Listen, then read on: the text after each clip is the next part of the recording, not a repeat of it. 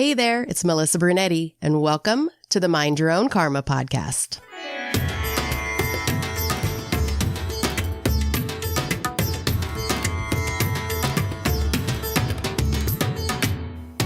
Hey there, Karma Crew. Thanks for joining me for this episode of Mind Your Own Karma Beyond the Bandage.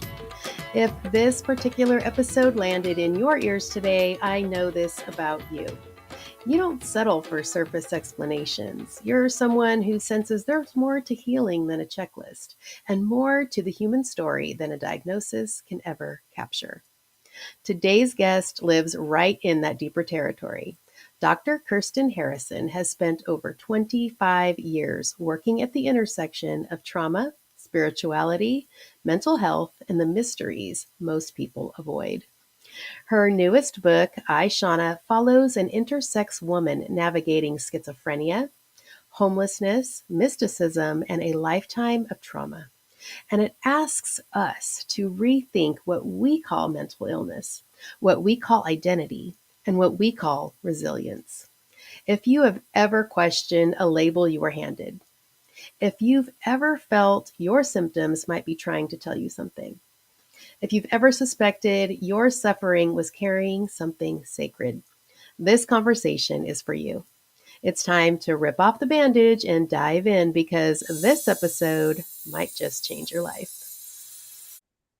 We are welcoming Dr. Kirsten Harrison to the show today. Hello. Hi, how are you? I'm great. Welcome to Mind Your Own Karma.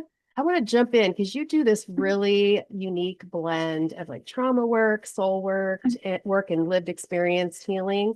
And I know there's a lot more behind what you do. So let's open things up. Can you tell us more about what you do and how you describe what you do? Absolutely. It has morphed over the years. The common thread is that I've always worked with very severe trauma.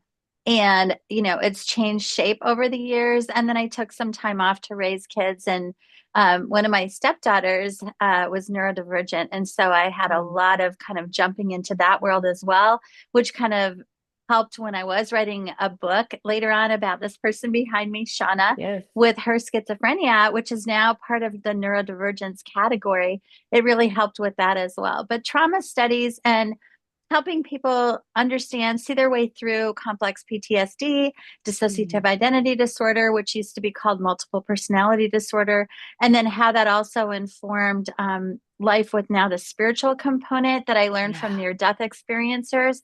So it's kind of just been a fascinating ride. And obviously I did all the school and I did it well. However, research at UCLA and working with clients with inpatient units with really severe dissociative disorders, that's where my soul kind of found its calling, because knowing how much people struggled, but yet still like tried to find the light, like that was just so inspiring.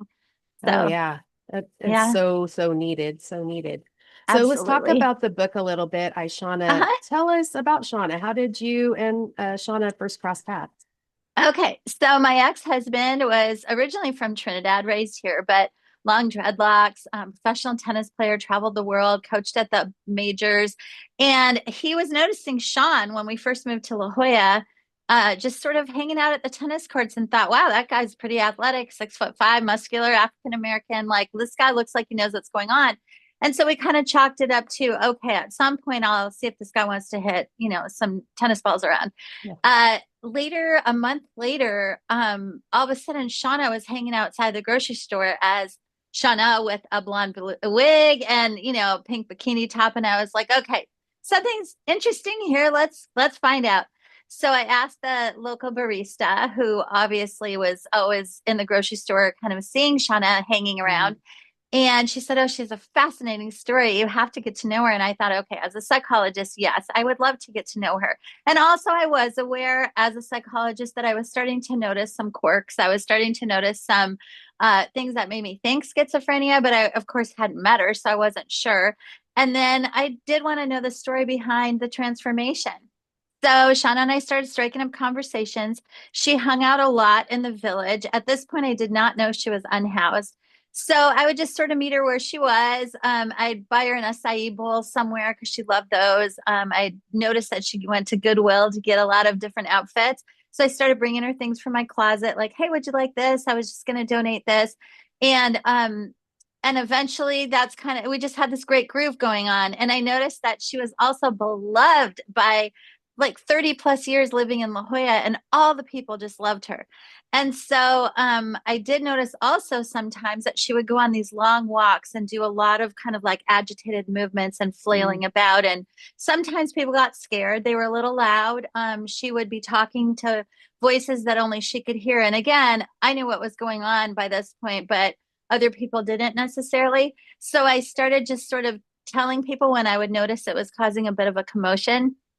I would just say, hey, Shauna, and just be friendly. And she can feel that energy and she will snap back out of it and everything will be well. Wow. So one night I was getting groceries really late at night. Don't ask me why. Still, I'm like, why did I go at 11 o'clock at night in a total downpour? But I did. I think probably dog food or something. And I saw her outside shivering and soaking wet and just sitting there shivering. And I thought, okay, I don't think she has a place to go. And because she had been so well groomed and had her outfits, it didn't occur to me that she didn't have a place. And so I asked her, do you not have shelter? And she said, no, ma'am. And I was like, okay, we need to fix this. Like right now, I'm going to check you right into that hotel over there. And she was like, oh my gosh, bless. And she like raised her hands towards the heavens. And I was like, oh my gosh, this is definitely the right move. And then I got her checked in for a couple of days, and that was just the beginning. But 10 years later, she has never been back on the streets after that first little bit of stops and starts at different hotels. But I also ran I called the editor of the newspaper. I was crying my eyes out and I was like, this is not right. You know, Shauna, everybody knows Shauna. She's not sheltered. We have to do something. And GoFundMe had just become a thing. And so I was like, let's try this thing called GoFundMe. And my friends were laughing because I'm like, maybe we could set it at $1,000. And they were like, okay, seriously, like, let's set the goal a little higher. Yeah. So with the community raised 11,000, and then we got an angel investor for 15,000. It was amazing the way people showed up because she'd always put out such great energy and people just showed up for her. And the long timers, the people who had known her forever, they were like, yeah, we know her. We know she struggles. You know, we used to give her a bagel or, you know, shampoo or something. And I was like, wow, like all the stories were starting to come in. But long story short, that got us through 2 years. And then at that point, I started to panic because I was like, I don't know what to do. My marriage was struggling because, well, for many reasons, but also because I had a very philanthropic heart and my ex-husband was very practical. And he was like, we can't sustain this. And I was like, yes, we can. And long story short, from that, I just said, hey, Shauna, maybe we should like write your story. Maybe that would be a way to start getting things out there for you so we could start generating some income. What started as maybe we should write a book, which I had never done. I'd written a 486 page dissertation, but it was not a book. And that was pre-children. I kind of quickly realized that was difficult because I had 3 children at home. One was special needs. My other daughter had a very insane soccer schedule. And then COVID happened. I had a life-threatening diagnosis in there. It was like crazy times, but we stayed the course. And so she wanted to move to Palm Springs, moved her to Palm Springs. It was much quieter. She could do her 12 to 15 mile walks a day, which she does to regulate her moods, like a day. Yeah. And we slowly but surely got the book done. It took us a long time, 10 years. Well, the book 8 years, but the reality is we got it done. And she has been so happy to be an ambassador for people who have been struggling and bullied and deal with mental illness and post-traumatic thriving, and also her intersex condition, which is how she was born both with ambiguous genitalia and kind of bi anatomy. So that's a whole nother discussion, which has gotten her like 1 million views on TikTok and Instagram. So it's been a fascinating journey. I know this is a really long-winded way of answering, but that's the journey. Yeah, which leads me to my next question. Yeah. Because people often mix up intersex and transgender identities and they don't know the definitions. How do you explain the difference in a way that makes sense, and why does that even matter? Okay, so I guess it matters in the sense that it is very different. However, it it matters also because intersex and trans, especially for the Black community, as they become so marginalized and so persecuted, and it's so dangerous. And the misunderstanding, even on Instagram and TikTok with the million views, you wouldn't believe the amount of haters. And so Mm. we go in there and Shauna tries to educate people. And then you have the loving people who come in and go, no, let's just try to understand. And shame on you for treating her like that. And so it's just been this like big humanitarian effort to try to get some understanding. We wrote an op-ed to the for the United Nations Human Rights Commission on understanding intersex, because under Biden they had passed this like thing of rights for intersex peoples. And so for people who need to understand the differences, the intersex is more common than we realize. What they say now is it's about 1 in 1,800 people are born with ambiguous genitalia. It might be, a micro penis or a malformed something that doctors can't quite make out. Shauna has a platform of advocating against the doctors making decisions for the child in terms of surgeries, because she's like that's something that the person should be able to decide for themselves. So that's one piece. And then it's just a lot of like misunderstanding in terms of how that presents, because there's chromosomal things that are regulating things. There's also a lot of societal pressures and a lot of psychological pressures internally of feeling like you are straddling both, and it doesn't really make sense. And then with the trans community, what I've understood is that they just have this very deep feeling on a soul level, on a psychological level, that something doesn't feel right and that they are misgendered, that there's something going on. This gender dysphoria goes very, very deep, and they just want the feeling of being able to express who they really are. So there's a commonality there in a something's going on and people don't realize it. And so the way Shauna describes also with her intersex is, if you can't even count on your biology being stable in life, like what can you count on, Yeah. And also the confusion, because nobody talked about it. She was born in a very, very religious home and people just didn't really talk about it. She was starting to figure things out over locker rooms, over playing a lot of sports. People called her the gentle giant because she presented as so male and physically able, yet she was so emotionally softer. And that was even before all the schizophrenia was noticed and kind of like took off. So it's been a journey to have people try to get what that's like. And she says, as an intersex person, she spent the first 50 years as Sean, and now she's spending the next 50. She's calling it as Shauna. And she said, when I'm Sean, I'm fully Sean in his story, his history, and I'm fully Sean. And when I'm Shauna, I am fully female. I'm fully Shauna in her story. And that's the best way she can describe it. And so the last piece is when she in Palm Springs, because they're very LGBT friendly and progressive, she presents a little bit more androgynous. Like she won't wear her wigs anymore. It's too hot. So she'll wear a baseball cap over a bald head, still her bikini tops, but then like leggings and tennis shoes. And so she's got a very strong kind of mix of both. And it's beautiful. And in Palm Springs, she calls herself Sean, as in kind of Sean, like more of the feminine version of her name, as opposed to Shauna, which she did in La Jolla. And then we went on a 3-week trip to Europe to all the Pride events, because this year, it's the first time she'd ever left the country in 59 years. But this was the first year that it was really threatened, where things were getting canceled. Like in Hungary, it was getting dangerous to be LGBT. And so she really wanted to use her voice and represent the I in intersex. So she first went to DC World Pride, and then we went to Euro Pride in Lisbon and Paris Pride and London Pride. And then we topped it off with a visit to Iceland, which is one of the most LGBT friendly countries in the world. And it was beautiful to see the response and people cheering her on and her just doing her thing. It was so heartening. It was a pleasure to be with her for that amount of time and just to see how people responded to her.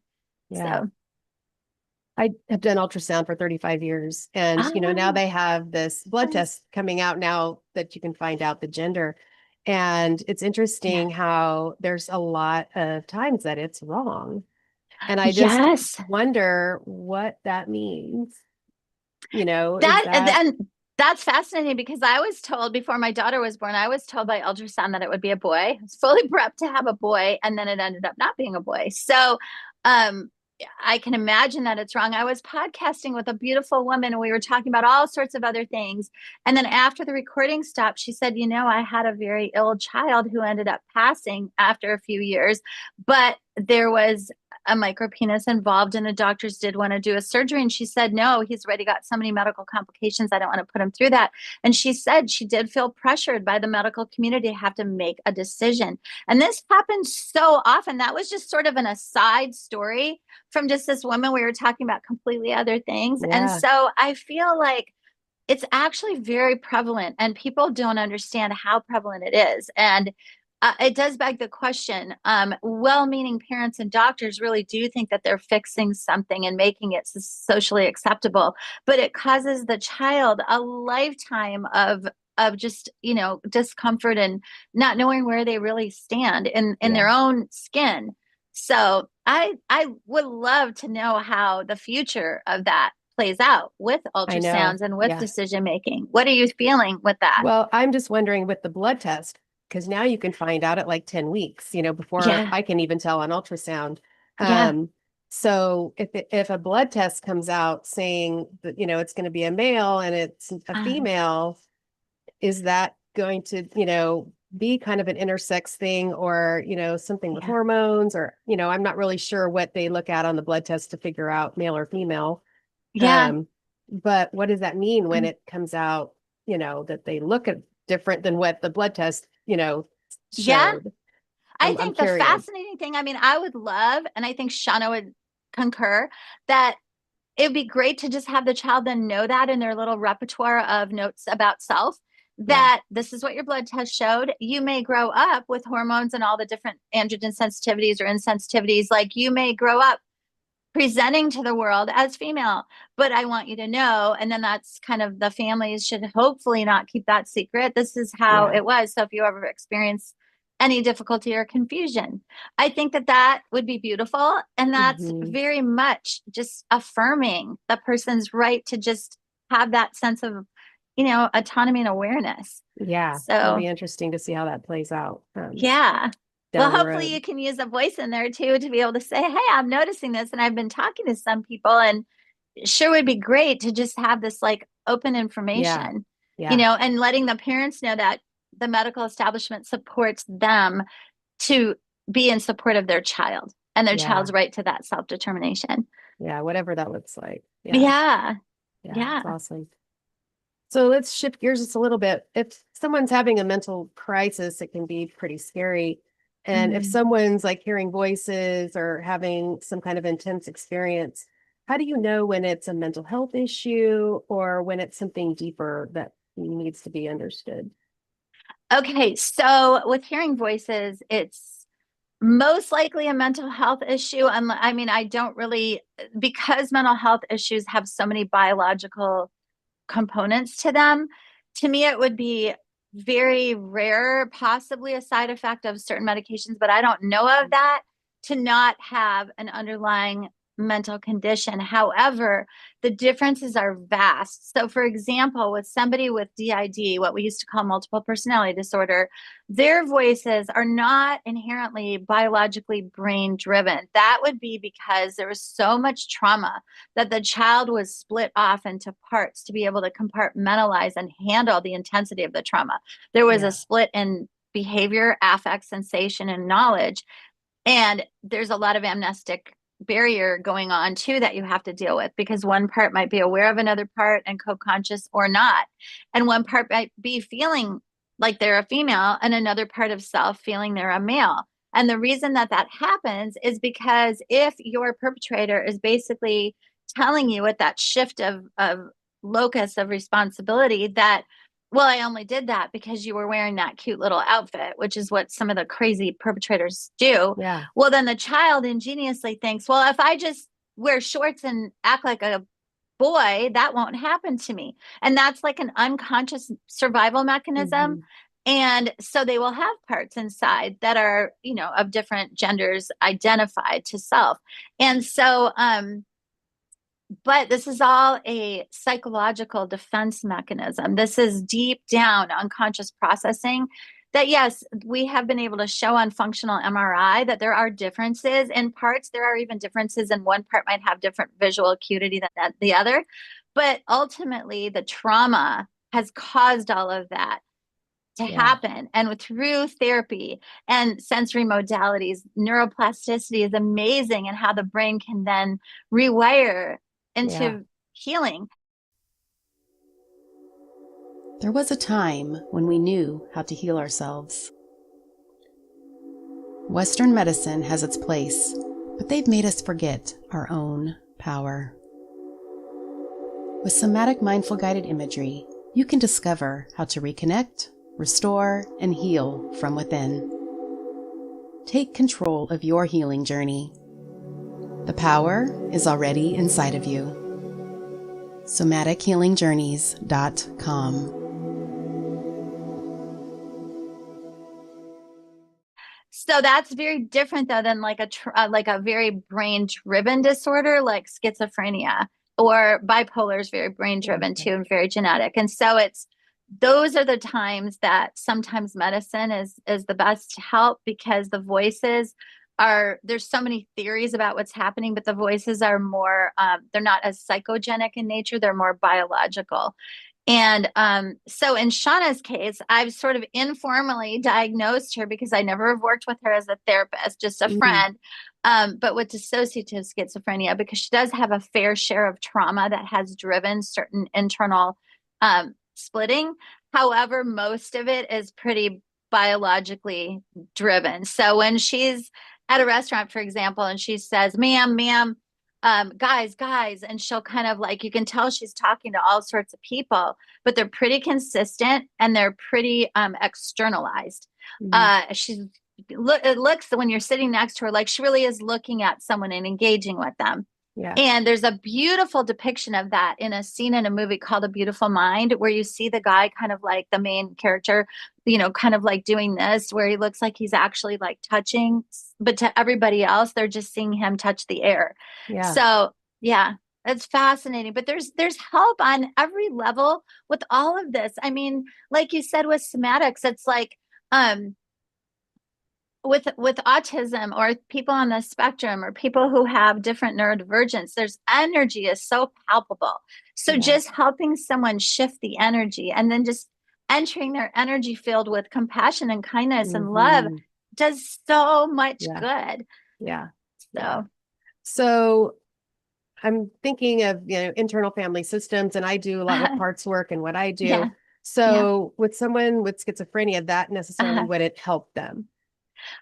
Okay, so I believe that with pure schizophrenia, not dissociative schizophrenia, which is a little bit more amenable to therapies and insight-driven things, with pure schizophrenia, probably not as much. Of course, anything done in compassion, with awareness, and with certain techniques. I mean, internal family systems is so helpful on so many levels.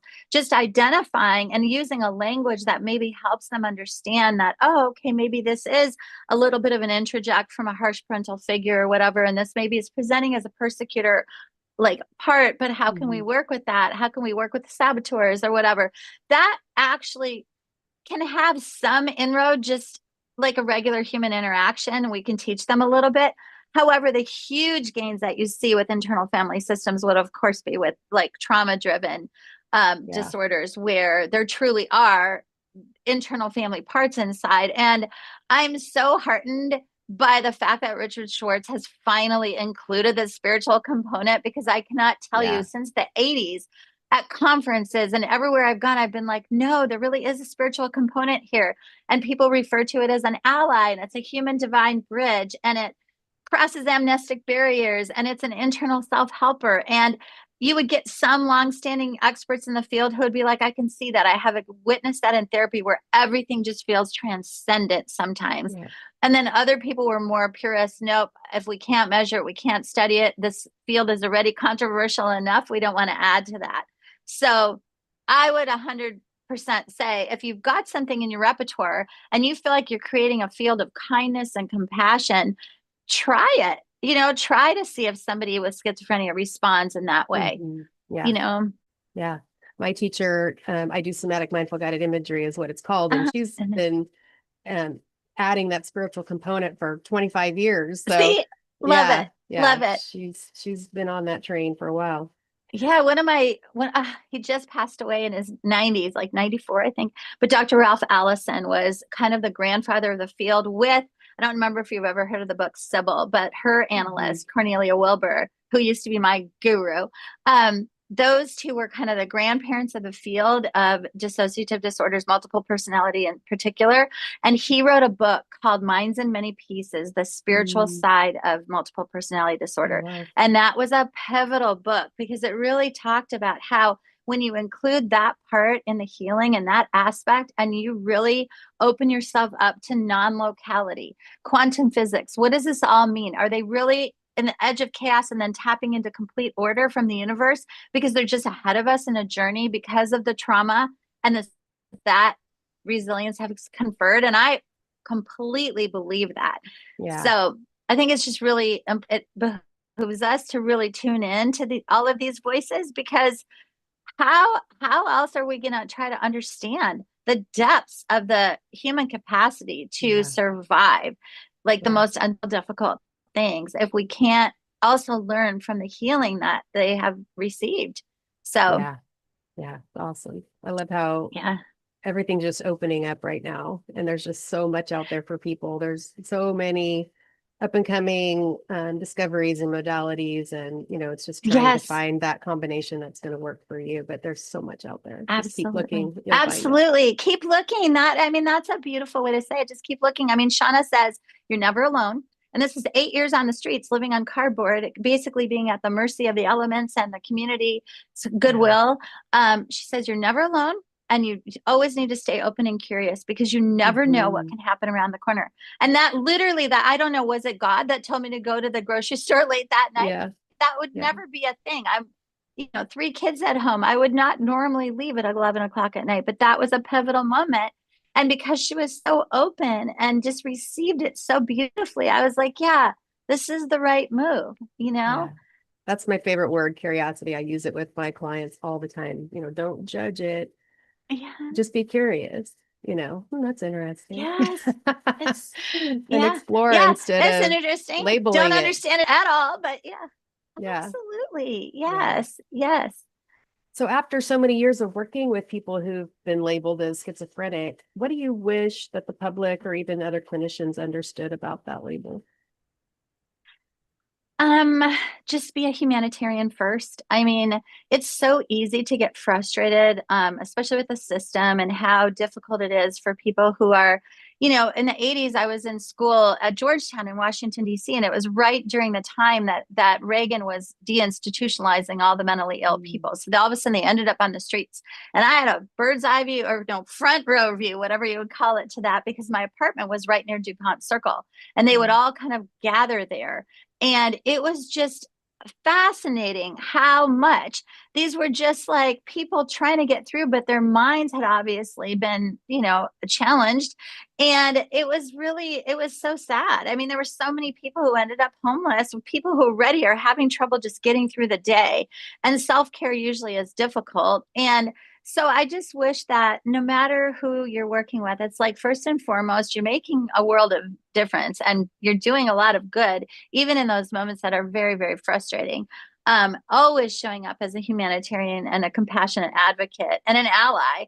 And then also referring out to the social services that be, if there are some services, although I have to say my family, bless them. I love my family to pieces, and my dad is wonderful. And he's been my editor for my book, but he would say many times, how are you going to sustain this? You need to help her get services, whatever. And it's like every time we tried, it was so hard. And we tried many, many different times, many different ways. I've written countless things on her behalf, and it's still not easy. And she's got someone in her court that has been front and center in her court helping her. So I can't even imagine what it's like for somebody who doesn't have any kind of support system like that. Yeah. So, and that was the case with Shauna. And that is how she ended up on the street for so long. And mind you, she has a 4-year college degree. She's a certified California PE teacher, and things were just starting to unravel slowly but surely. And then eventually she got evicted, lived in her car. Eventually, then the paychecks kind of got erratic, and then the car was towed, and she ended up on the street. And it all up until that point, she'd been dutifully paying her student loans, paying her rent, trying Wow. her hardest to get through. So I would just say, if you're called to be in this field and you're called to work with people that are really struggling, just remember that the tiniest thing makes a difference in the community. If we had I went in personally to thank all these people that had helped Shauna over the years. And this one fish shop, every night, one of the managers just gave her a cup of clam chowder, just a little cup. And she said it kept her soul like nurtured. Yeah. And so every little act of kindness, every little thing makes a difference. So I think people need to just remember that you do get compassion fatigue. I had to take a break from the field. It got very intense. When I was listening to trauma stories all the time and trying to be so in there with my heart and compassion, it was really hard to come home to my kids and kind of switch gears. And at some point I had to take a prolonged little break just to be able to kind of give each part of my life the attention that it deserved. And but over time, I keep coming back to it because there is so much resilience, and people are modeling the most beautiful stories of survival. And this is all before the internet, before people were able to have access to chats 24/7. I mean, people were doing this in isolation and still getting through, which is just a marvel. Yeah, it's amazing. Mm-hmm. So writing Aishana must have Mm-hmm. changed you in a lot of different ways. What did it Yeah. bring up in your own healing or your beliefs or your sense of purpose? Okay. Well, it was in a period of my life. So I did end up getting a divorce. It was in a period of my life. My daughter was off in college and grad school, and basically I was an empty nester. My stepkids weren't over as much. And it was a sad time, and it was also a reflective time. And I found that when I channeled it all into writing and feeling this purpose, like, you know what, I have to be a voice for Shauna. I can't give up on this. Like, this is for her. It just fueled me and kept me going. And as I alluded to at the very beginning, so in 2019, before COVID, we had moved Shauna to Palm Springs. She wanted a time to really be writing the book. We were doing a lot of interviews, and I was getting them transcribed. And so she really wanted more time to think and walk in peace in a very supportive community for LGBT. And I got a very scary health diagnosis where they said, you have a year to live. 3 different doctors said Oh it. my God. It was terrifying. I had to say basically goodbye to my kids. This is pre my divorce. And then it turned out after a biopsy, because I'd had a tumor in my clavicle, which they gave a 2% chance of not being, like they said, you have a 2% chance that it's not thrown from somewhere else and stage 4 metastasis and whatever. And the biopsy proved that they were wrong. It was a completely different disease, super rare. Oh my gosh. But yeah, I dodged that bullet. I mean, I still have an underlying, very kind of like slow growing, manageable cancer condition, but it's totally different than what they had said. And every single day, Shauna would text me, hey, doc, you got this. I know you can do this. Hey, did you see this research? I mean, she was like as close a friend in my circle as anyone. And she was amazing in her mutuality. And I thought, they always say people with schizophrenia have trouble with that. Well, that's not been my experience. And also, just the whole fact of I took a chance on her, and now she's one of these people that is one of my strongest, fiercest advocates. Like, that was just so heartening. And so then it drove my kind of like, it built that fire even more to get this book done, because I was like, okay, I've got to get this done for Shauna. I've got to make sure that if I'm not on this earth, that she has something sustainable. So that's why I'm being her voice right now. It's a little hard for her sometimes to sit for interviews after 5-10 minutes, she gets more agitated. We do a lot of takes and outtakes, but she gets it done eventually. So right now, everything I can do in my capacity to sort of bring the story forward and speak for her, and then afterwards go, hey, what did you think about that? What would you add? We're trying to keep building her story so that one day she can be completely self-sufficient again. Yeah, that's awesome. So is Mm-hmm. she still getting financial help from like the community, or she's got a place to live So right now, right? yeah, so after the second year, I kind of took over. So I've been supporting her for 8 years. So I pay her rent. I give her a weekly stipend for food. I pay her phone bill and her electric, basically the bottom bare minimum, and then a little bit. So she loves thrift shopping at like the Goodwill. So I'll give her just a tiny bit. So every week she can get like a little outfit or whatever. But obviously, I mean, that's been a challenge. It's been hard. I can't believe I've sustained it all this time, but Yeah. it's kind of one of those things where it was like, no matter what, I knew I had to do this because the alternative was that she could fall back into the streets. And a beautiful thing happened, though, is that we did reconnect with her family. She hadn't spoken to her sister in 17 years. Her Yeah. sister had thought she had passed away. They had tried at one point to find a private investigator and couldn't find Sean at the time. And so she just sadly sort of gave up. And then Shauna's niece one day just happened to be on the computer and decided, hey, I'm tired of seeing my mom so sad all the time. I wonder. And she looked up, and all of a sudden, the La Jolla Light article popped up on the internet because we had the GoFundMe and whatever. And she was like, Wow. oh my gosh.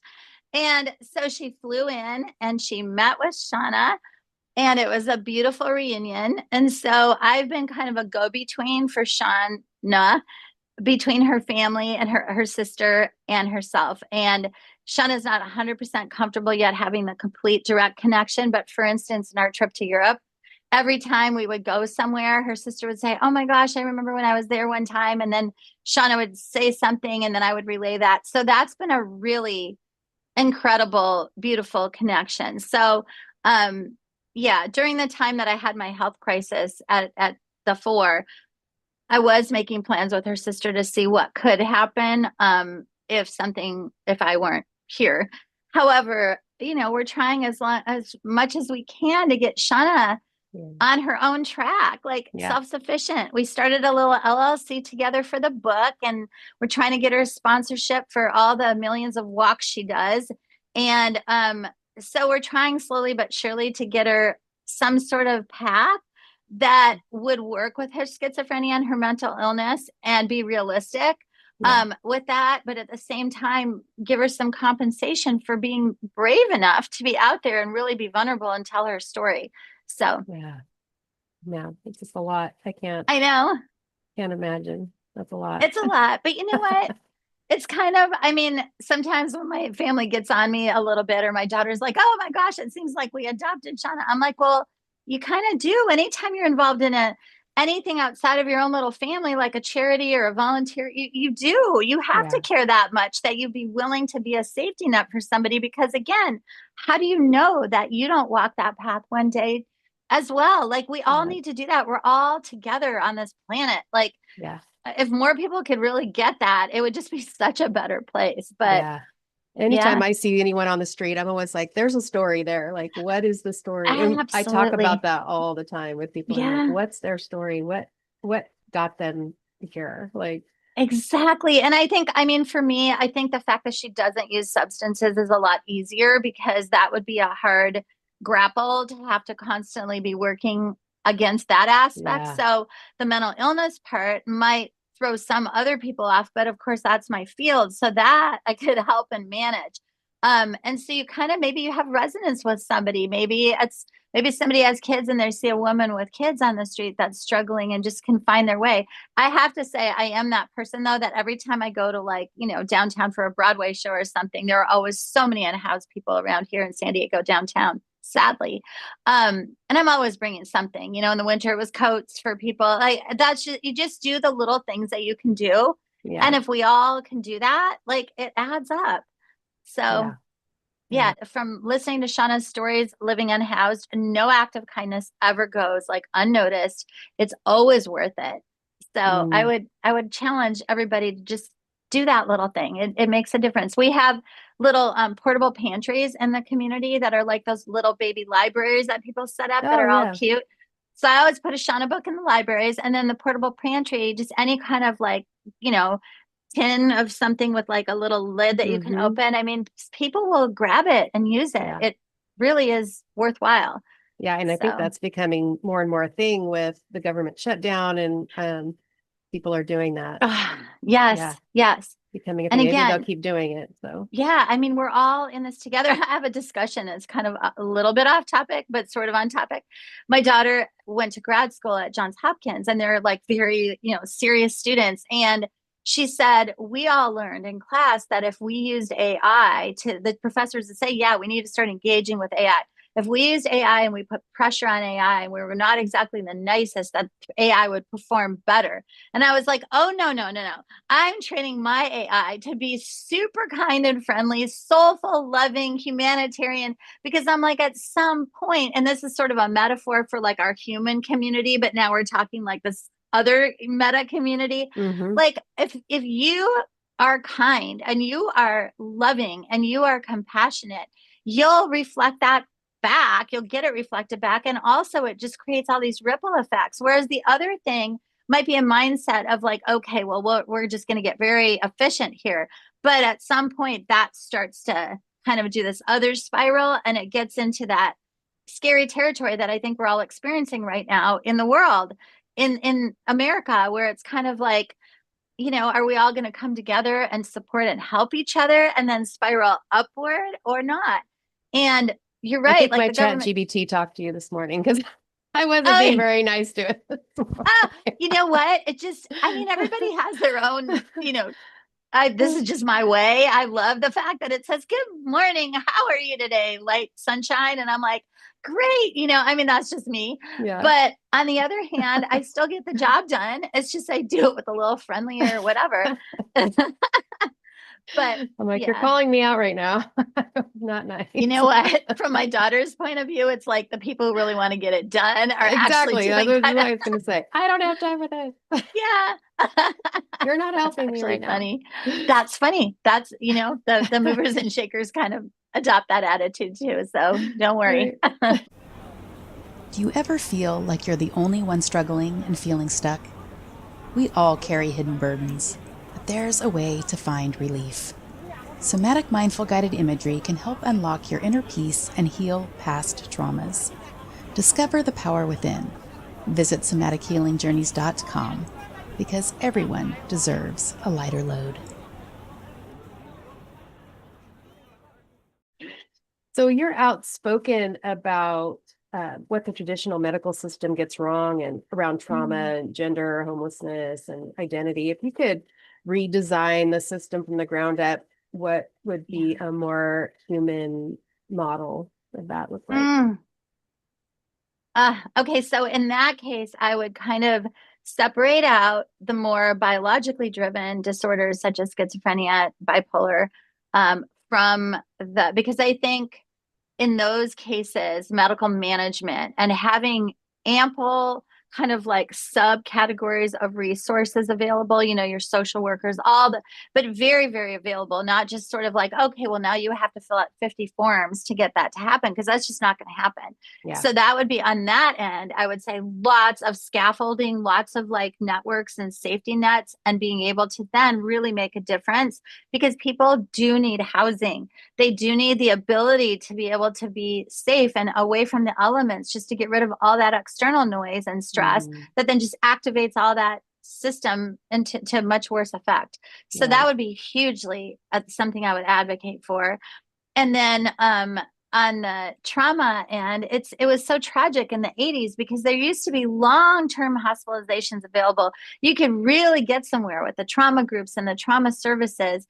And then they would have outpatient for 6 months. And it really helped people get through a lot of the stuff, so that then they could go back into their world and their lives much more kind of like put together. And to have that all taken away, now you're supposed to, at the very most, you get like 2 weeks of inpatient. And just when people are starting to get a little bit clear of what they're even working on, they're released again. And that's even more of an open wound then, because there's the promise of help, but it's not really being delivered. So if I could redesign that one for sure, I would give much more time, and also a much more compassionate, not just like in a, back wing of a state mental hospital, but much more compassionate approach when we had trauma-centered hospitals. We still do have a few. It just did a world of good. And it really, most importantly, healed their external relationships, because we would have, family come in. We would bridge the gap between maybe a mom who'd had such severe trauma that she couldn't really function very well, and the child would take it all personally. We would be able to bridge that gap, and it made a world of difference. So that's what I would advocate for. More time, Yeah. It's been 40 years since they closed everything down, and it's almost like a generational thing now, you're just what you're seeing. It's really Oh, sad. absolutely. I mean, there's still some, like, I worked a lot with Dr. Colin Ross and his hospitals. So there's one in Torrance that was called National Treatment Center, in Delamo Hospital. That was great. Twin Rivers, I think it's called Twin Rivers. Shepherd Pratt used to be great with Dr. Lowenstein. So there's some, Bessel van der Kolk. I would say that the 80s and early 90s were sort of the heyday of like trauma therapy, like at its best, before HMOs took over, before the false memory people were coming in and really kind of disabling a lot of the therapists. So there was a lot that we learned back then. And then at the same time, I was always going to the near-death conferences through the International Association for Near-Death Studies. And I was hearing all of the experiencers and talking with them about their stories. And I was starting to compare like their souls kind of like, transformation, and how their lives transformed for the better after they'd had these experiences. And so I was also thinking, this is interesting, because people who have trauma and leave the body, they're also saying, I was up on the playground with the angels, like while the body was being abused, or, I was sitting in the hand of Jesus. And like, they were saying this more and more and more. And then at the same time, you'd have someone who had a cardiac arrest also saying, yeah, I was up there. I was meeting my relatives. I had a life review. And I just thought, okay, we need to bridge these so that the life affirming things that were happening transformationally with the people who had a traditional near-death experience, when they came back into their bodies, they were having such a different trajectory of healing than people who had had the really severe trauma, who had had this spiritual coping when they were in the experience. But then when they were back in the body, they were still in this horribly abusive situation. And so it was like trying to figure out how best. And that's why the inpatient units that were so loving and affirming, and so many people could share their stories, was a little bit of that kind of like, let's keep following the light. Let's keep fighting for our joy. It was kind of beautifully nurturing. So, well, kind of along those lines, you talk a lot about witnessing instead of fixing. In your experience, what actually shifts when someone truly feels witnessed? Everything. People just feel seen. Obviously, the older we get, we realize that nobody's going to be able to walk the exact same path as you, and nobody's going to be able to completely understand that whole idea that there's this like all loving, figure out there that can just hold you, and everything is not really borne out all the time in our reality. However, again, when you really like surrender to the idea that there's a group of helpers, there's this spiritual component to healing, that they've never left you. They always have your back. This is part of the journey. This is part of the mission that you're on here, that it gives this like sense that something is very holding and unseen and caring for you at the same time. And so I feel like when we offer that to people in therapy or in kindness, in friendship, on the street, I think it's a reminder that, now I can remember to have faith and tap into what always is here. I just tune it out or block it out because I've become cynical or sad or angry. It's like being able to remember to open back up to that. And then you can hear the wisdom of your guides, your protectors. So I think witnessing is just this deep reminder on a cellular level, on an energetic level. Dr. Allison that I was talking about, we had long discussions about non-locality and quantum physics before it became more like mainstream.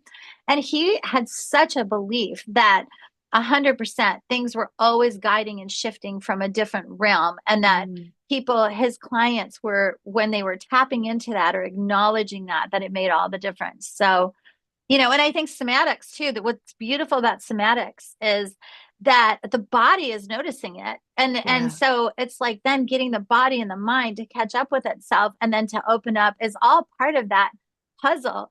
As Dr. Van der Kolk always said in every conference I've ever heard him, is, there's such a deep knowledge there in the body, and it's being stored there and can be transformed there, that we just need to work with it instead of against it. And we need to give it the wisdom that it, requires, the acknowledging. Yeah. The body's always trying to talk to us. You just need to learn the language and learn to tap in. We're so used to zoning out and just to keep going, to keep surviving. And when really you need to do just the opposite. I know, it's so true. My friend and I she had a lot of trouble with being on flights. She had a lot of flight anxiety. And so one time I was trying to help her in different ways, just informally. And one time I saw somebody bring their seeing eye dog on the plane. And it was this huge shepherd, and it kind of got anxious, and it did this little circle, like, what am I on? Why is the ground feeling like we're moving on takeoff? And it kind of did this physiological reaction. And then all of a sudden it just decided to lay down and rest and go to sleep. And it was like its body, because clearly it wasn't able to mentalize what was going on. Its body was telling it, okay, well, if I just sort of shut down a little bit now and just realize that it probably will be okay. And then it was totally calm, fine, not anxious. And so I was telling her that, I'm like, you know what, just listen to your body right now. Just listen, just do what the dog did. Listen to your body. Don't let your mind and the chatter and the fears and whatever take over. Yeah. So that's always been just kind of pivotal for me to remember. Yeah, there's so many little small tools that you can use that once you learn them, it's life-changing. Really, it is life-changing. I would say definitely somatics is something that my friend is a SVP, and I learned so much from her. And I'm just like, wow, had we had that so many years ago, and that languaging and that's such a deep level of witnessing on such a physiological level that it just brings so much together. Yeah. So I'm really heartened that you do that work. So yeah, I love it. Yeah. If you could speak to lawmakers, doctors, spiritual leaders about what you learned, what's the one truth that you would want them to carry forward from Shauna's story and everything that you learned? That post-traumatic growth, thriving, healing is always possible. And it's not just possible, it's probable given the right set of circumstances. And even without those right circumstances, there's an imperative somehow for us to just kind of keep moving forward somehow. And I think that lawmakers, anybody that's trying to figure out how they can help in the field, to really just listen to the people whose voices have been in the margins, or the people who've really been traumatized and whose voices have been silenced. Listen to what they need, because often, just like if you go into a very empathic doctor for a medical reason, 80% of the diagnosis and treatment is coming from the own client if you just listen very carefully to what they think they need. And I think it's the same thing. And we're just so used to overriding that, or people trying to think that they know when they don't. And so much healing has been done with just deep witnessing, deep hearing. I would really, really just challenge anybody who feels like they could just sort of put we'll just cut funding from this. We'll just put it over here. That's not helping anyway. Really, it's not helping anyway. Why don't you go talk to the people and see those little micro level things that have happened in their lives that have then made that bigger macro changes? But we're so used to not going down there and just being patient enough to listen. And then this happened, and then this happened. And then it's like the stairway to like beautiful, transformation. Yeah. So, well, we're just so used to having it now, or wanting it now. The medical systems kind of put us into that mindset where just take this pill and you'll feel better, but you're not fixing anything. Absolutely. It's so dangerous. And especially these days, like pop a pill, pop a gummy, and everybody's just trying to figure it out for themselves, because nobody really knows what to trust anymore. But, I really think that the beauty of social media, the beauty of our computer age, the beauty of all of this is that people are now, they're creating chat rooms and forums and places where they're trying things out and saying, hey, yeah, that worked with that. Very, very specifically, well, my child part, responded well to, and then another person would say, okay, well, I'm going to seek out a therapist that then does that. So I think that there's a lot of healing in community. And I think that's the heart of Shauna's story too, is everything in community. And then start with just like being neighborly and friendly to people and seeing how you can help. And then I think that does. So obviously I'm probably more on the extreme of the liberal end, but Mitt Romney, who is known to be a little more conservative, lived part-time in La Jolla. And he was incredibly friendly to Shauna, very curious. So what's going on today? I heard from the paper that you got housing, and just a wonderful human being. And so that was an example of, like, politics aside, it was just one person having a curious conversation with another. Well, what do you think what this community could do to make things easier? And I was just like so heartened by that. So I feel like if that could just happen more, just that bridging the divides and just seeing how we could come together and make a difference. And again, I mean, housing first. Housing is so important. Shelter, community, and the ability for people to come together away from the elements, away from all those pressures. And this isn't just for schizophrenia. This is anybody who's starting to just fall through the system, and then reducing so many requirements that act as such barriers, and just helping them just get situated. And then it is a formidable task. I mean, I'll tell you with Shauna, it's not been easy. I've had many years of having to go through things with her. She spent a month in the Navy, and at first she was getting some benefits from that. And then eventually, even though she had been honorably discharged, of course, the government started shutting all those things down. Well, the local American Legion was a place she got a meal sometimes. Like, these are things that we don't really realize until they start to become not there. And then it becomes more desperate. So, yeah. For anyone listening who might feel misunderstood or mislabeled, what's the first small step you'd invite them to take? Well, Shauna would for sure say, keep being you. Keep believing at a fundamental core level that how you are and how you want to show up in the world, if your intention is goodwill and just goodwill to self, kindness, and goodwill to others, that keep being you, because it matters. This is such a fundamental imperative to honor thyself and honor how you want to be expressing and seen in the world. It's such a fundamental right that we have in America, at least the way we all understood America to be, that we have these freedoms and freedoms of expression. When we were in DC, part of the World Pride was also, I was taking her around to her old neighborhoods when she was younger. She grew up in Columbia, Maryland. And she had never seen any of these places in 50 years. But when we were in DC doing the normal tour of the White House area and all the monuments, there was a woman that had a teenage daughter from a different culture where they were wearing kind of more covered up, like the hijab and things like that.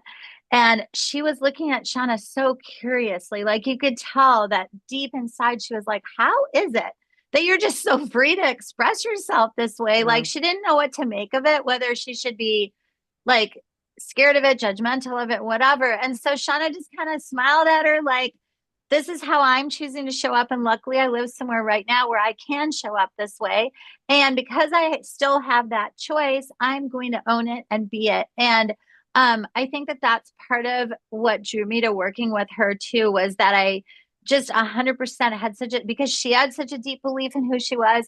I had such a deep belief in who she was.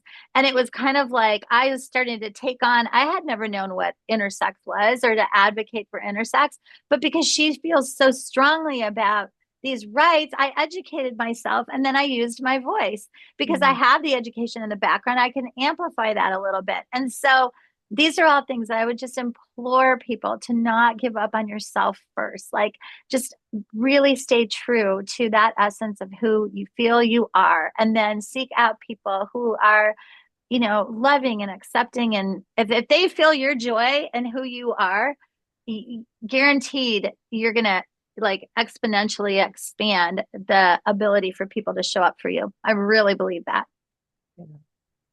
So if people want to find you, where can they find you, or can they find the book? Okay, so the book is at Amazon, Barnes and Noble, you name it. I would love for people to go to the website, which is Soulwise Solutions. So SOULWISE solutions.com. That has Shauna's story. It has like the mayor of Palm Springs giving a testimonial. It has all sorts of iterations and videos of things that we've posted on various social media.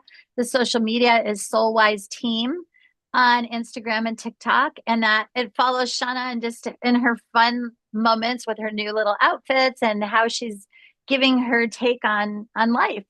And to me, that's just, it's the voices start to get more amplified. The discussions become more educational and informative and supportive.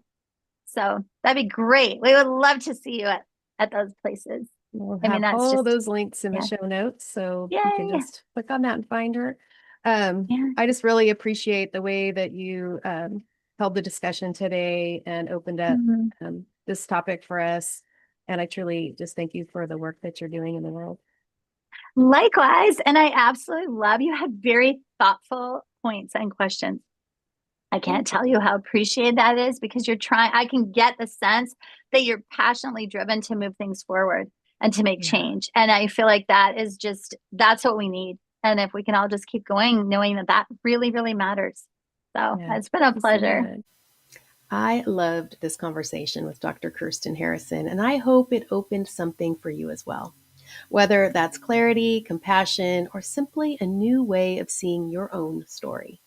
If you want to connect with Dr. Harrison or explore her book, I, Shauna, you'll find everything you need in the show notes.